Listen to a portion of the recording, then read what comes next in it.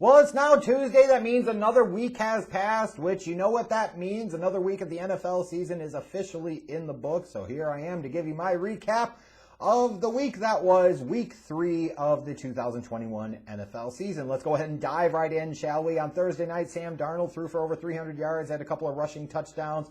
Panthers defense dominated rookie quarterback Davis Mills and the Houston Texans 24-9. Flipping over to the Sunday action, Josh Allen comes to life against what was supposed to be a really good Washington football team defense this year, and totally isn't so far.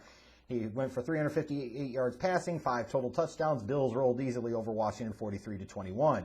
Oh, poor Justin Fields. I even prayed to Joe Pesci, and it didn't make a difference. I said, please, Joe Pesci, watch over Justin Fields and protect him from the incompetence of Matt Nagy. It didn't work.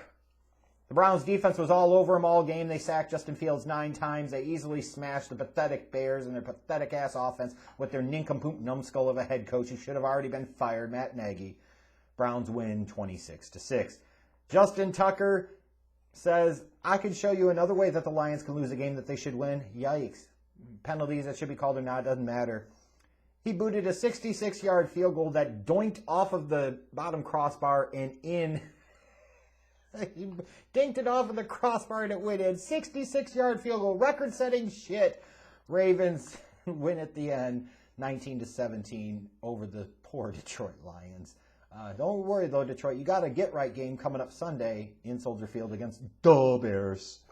Ryan Tannehill threw for 3 touchdowns. The Titans had no problems with Carson Wentz and the Colts. They win easily 25-16, and here are the Colts sitting at 0-3. Justin Herbert, in a big performance, outplays Patrick Mahomes, throws 4 touchdown passes. Chargers get their second win of the season, dropping the Chiefs to 1-2 in last place in the AFC West. Who the hell would have thought that after 3 weeks? Chargers win 30-24. The Saints defense made it a really rough day for rookie quarterback Mac Jones in his 3rd career start. They easily beat the Patriots 28-13, even though they weren't spectacular themselves on offense. The Judges in, and the Giants still suck.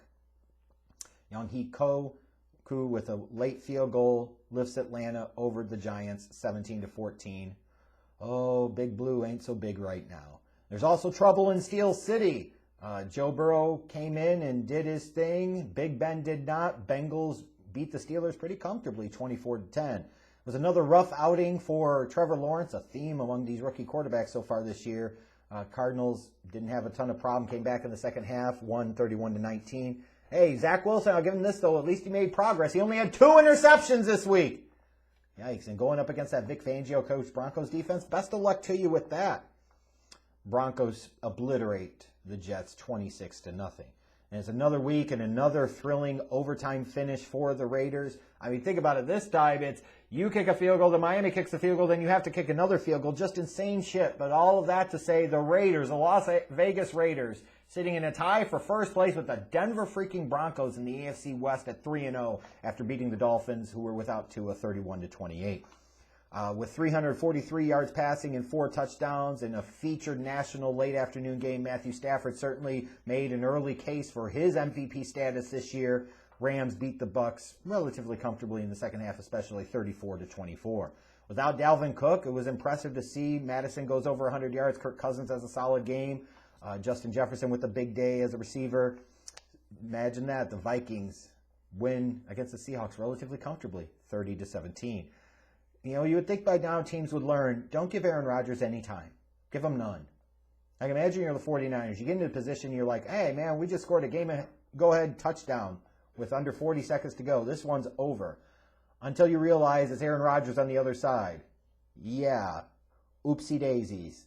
You ought to know how this story went by now. Aaron Rodgers put him in position. Mason Crosby with the last-second field goal. Packers end up winning on the road 30-28. And I guess the Packers aren't as done as maybe some people thought after week 1.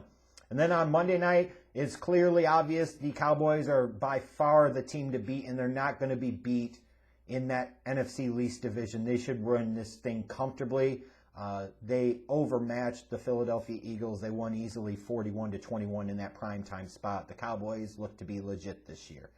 In terms of winners and losers for week number 3, winners, you got to go with the Chargers. Not only did Herbert outplay Patrick Mahomes on Sunday, Mahomes didn't look at his best, a couple of bad turnovers.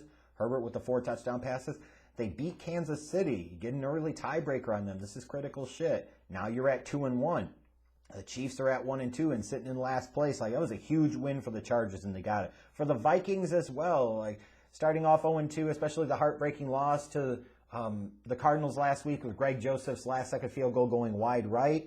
You know, they came back this week against a Seahawks team, and they handled their business. You got to give them credit there, because an 0-3 start is basically a death sentence, and they were able to avoid it. The Los Angeles Rams, you know, what we might point to as a potential NFC Championship game preview. The Rams made the case early on, certainly based off of what you saw, you have to go with it right now, that the Rams are the team to beat in the NFC and maybe the team to beat in the NFL when it comes to this year's Super Bowl race.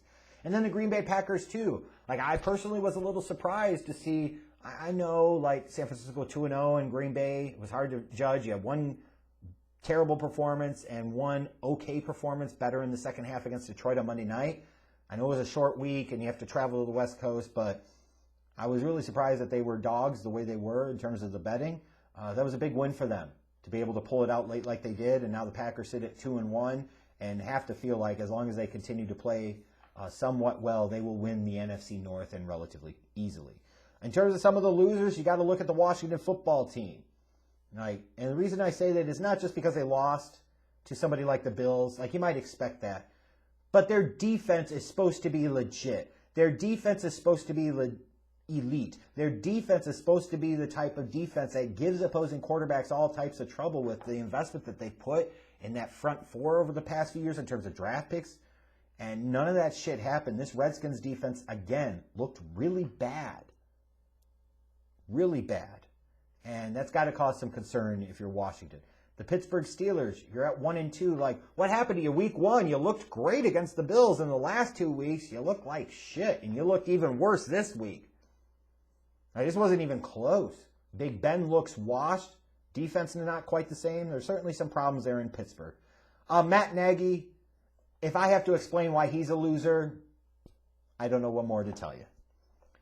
Putting a young quarterback into a situation where you refuse to adjust your scheme, you're incapable of customizing the offense to fit his talents and his skills, to minimize some of his weaknesses, to minimize some of your weaknesses of your team, not rolling your protection, not running some max protect, none of that shit. Like, that makes you a fucking loser. And the rookie quarterbacks, by and large, when you look at the rookie quarterbacks that started this week, it all started on Thursday night. You remember with Davis Mills, he didn't look great. You got Trevor Lawrence, Zach Wilson. They had terrible games, and for them, they feel like they're probably off the hook because Justin Fields had the worst week 3 performance of all the rookie quarterbacks. And then Mac Jones didn't have a great day either. He had a few picks. He looked a little shaky against the Saints defense. Like, all of these rookie quarterbacks lost and looked bad in doing so in week 3. And they're rookie quarterbacks, and it's early, and they're on some bad teams, but not great, that's for sure. In terms of game balls for the week, Josh Allen. You know, first couple of games didn't look great. Came back and responded in a big way. 358 yards passing, 4 passing touchdowns, a rushing touchdown. Bills rolled the Washington football team pretty comfortably. Peyton Barber had 111 yards rushing and a touchdown for his team to help them win. Talking about the Raiders here in place of Josh Jacobs. Mike Williams for the Chargers was a favored target of Justin Herbert on Sunday. He finished with 7 catches for 122 yards and 2 touchdowns. Chargers team is scary, man. And then you look at defensively, you got to go with the Denver Broncos. They pitched a shutout. Didn't allow any points. Forced a couple of interceptions. Had 5 sacks. Like, this defense is legit. This is the type of defense that can help them win double-digit games, even with a so-so or average, like, protect the ball type of offense. Not the type of defense you're going to win a title with in this current state of NFL, but a team defense that you can win double-digit games with. You can make the playoffs and potentially win a playoff game. And then I go with coaches. You know, I've given them a lot of shit over the past couple of years, and Raiders fans are going to be like, hey, you know what? You can laugh all you want, but let's be real here. I picked your team against the spread the first 3 weeks. I picked them to win 2 of the first 3 weeks, including week 1 against Baltimore, where I don't think very many people were picking them to win. So how much of a Raiders hater am I really? But John Gruden, 3-0 is 3-0. You wonder how much you're going to be able to get by flying by the seat of your pants like you have the past 2 weeks, but they fucking got it done. Like, 2 of the first 3 weeks. The Steelers game wasn't so challenging. But you got to give credit where credit's due. 3-0, quality wins too. Against teams with double-digit wins last year. The Ravens were a playoff team last year. The Steelers were a playoff team last year. The Dolphins were a double-digit win team last year, even though they didn't make the playoffs. Like, that's some record-setting stuff to go out there 3 straight weeks and beat 3 opponents that won 10-plus games last year. An early candidate for Coach of the Year is John Gruden. Yes, he absolutely fucking is. And to close this all out in my 2-minute drill for the week, I want to talk about the rookie quarterbacks. Because the early returns are not good. They're not promising. Believe me, I've seen some of you folks tweeting about Zach Wilson be like, oh, that's your QB1. Remember, Josh Allen sucked initially too. You remember that? Yeah, exactly. So shut up. But more so than that, he's been terrible. Don't get me wrong. You can certainly make the argument strongly that Zach Wilson's been the worst of the rookie quarterbacks, which is concerning. But you're also only 3 weeks in. And if we're being completely transparent and honest here, none of these rookie quarterbacks have looked great. Davis Mills was a 3rd-round pick for a reason. He's not that good. He wasn't terrible, but he wasn't very good on Thursday night. You know, if you're talking about Zach Wilson, like, you have nothing to write home about when it comes to Trevor Lawrence and the Jacksonville Jaguars. They're 0-3. They look terrible, and Lawrence, frankly, looks like shit. Zach's not the only one that looks like shit. Fields looked horrendous. Yes, agreed. Hard to do great when the offensive line doesn't protect you. You have a numbskull of a head coach. Wide receivers don't get open, blah, blah, blah, blah, blah. But there were still pieces within that game where he was slow to make decisions. He didn't make decisions. He didn't see things he should have seen. He was atrocious. Mac Jones was bad. This is easily his worst game of the 3 that he's played so far. But even then, he hasn't been great. He's just been like, kind of toe in the middle of the line here. And we haven't seen Trey Lance much other than in some gadget duty. But the point I'm getting at here is, none of these rookie quarterbacks have looked very good, which is either an early foreshadowing of this quarterback class was entirely overrated, or it is a reminder that a lot of these quarterbacks were drafted to really shitty teams in bad situations, and it's going to take time to be able to see what they can do. It is absolutely also a reason why you got to play these guys right away, because you're drafting them into bad situations on bad to shitty teams. It's better to find out early what they've got or what they don't have. You've got to know, and the only way you're going to know is play them. Imagine if you sat a Justin Fields for 2 years, or a Zach Wilson for 2 years, or a Trevor Lawrence for 2 years, a Mac Jones for 2 years, and they were doing this shit in year 3. How panicked would you be then? We need to be a little patient with these guys and understand not everybody's going to hit the ground running. It is the best thing for player and organization in each of these cases right now for these young guys to play. They're getting experience, they can learn from their mistakes, and they either do or they don't. They either progress or they don't. And you either see that growth and development come quicker for that young quarterback, which is fantastic, or you find out you fucked up and you're going to have to do something different at quarterback, which is critical data that you need as an organization.